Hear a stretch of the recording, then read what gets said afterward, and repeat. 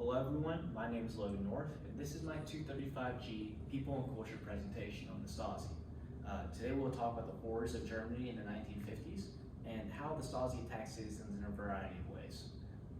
During this presentation, we're going to go into deeper depth of sexual assault cases, non-existent privacy, and the repercussions of leaving Germany at the time. So let's begin. First in our discussion is the sexual assault cases, Regina Herman and Frank Metzing. In these gruesome horrors, citizens were attacked and they just ruined their mental aspect, and this is all due to the Stasi. Citizens talked with reporters from The Guardian, explained their everyday lives, and a German citizen was the first to talk about it, Regina Herman. Regina, a female from central Germany, talked of her awful life as a female student. Walking home for her every day was a terrifying experience. But in this case, her nightmare often became a reality. At 14 years old, Regina was pinned into a city hallway and she was assaulted by a group of officers. She eventually made it home in a disfigured state, but who was she supposed to tell? The Stasi themselves? No. Later, another man was to speak out, and this was Frank Metzing. Frank Metzing was a 16-year-old student, soon to become a doctor. He was in the top of his class as well. Frank often took the train home, and in this case, he would hide in the back of train cars to avoid confrontation with the Stasi. Frank ended up being assaulted by a group of officers, and he ended up escaping. But for 16 months, he was tracked and sexually assaulted by the same group of men over and over again.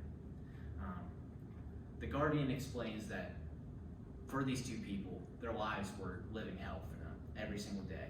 Whether it was a walk home or a train ride home, every day was a terrifying experience because of the Stasi. Next, we have non-existent privacy. Privacy was non-existent in Germany, and the reason for that was the Stasi forced their way into every single conversation. But how and why?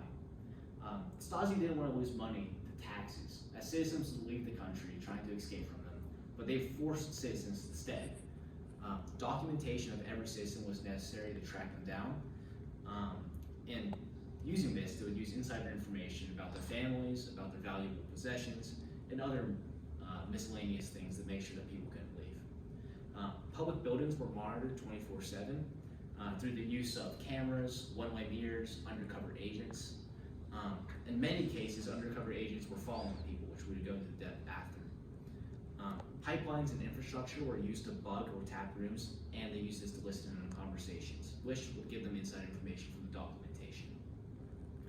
Some more privacy issues. Households were attacked during unwarranted searches. Normally there wasn't a reason for these attacks, but normally rich were targeted. During these raids, valuable possessions would go missing. People would be injured, and if anyone would try to fight back against the Stasi, it just gave them more reasons to continue to attack them. This left your life in a disfigured state, and you were forced to rely on the Stasi rather than stray away from them. Lastly, there was no such thing as probable cause. If the Stasi wanted to do something, they would just do it. This information comes from Britannica. Next is the escaping and repercussions of escaping. Many citizens attempted to escape, but targetization was a huge deal, because if you were to leave, a loved one, a friend, or a family member became the next target of the Stasi. Many were questioned or ended up in prison, and the ones that refused to talk were tortured for information. The ones who did escape to neighboring countries, such as East Germany, they tried to live a normal life, but they would receive letters, fake letters from the Stasi, posing as their family members. Lastly, many ended up on rotational watch.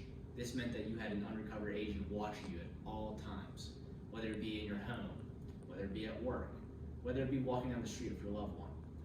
No matter what, you had an undercover agent watching you at all times. This made the idea of your home less safe.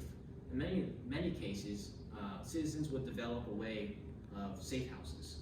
Safe houses were a group of citizens that were in a protected environment in a way, and using these safe houses, they had chances to talk to each other about everyday life that the Stasi would not know about. All this information comes from history hit.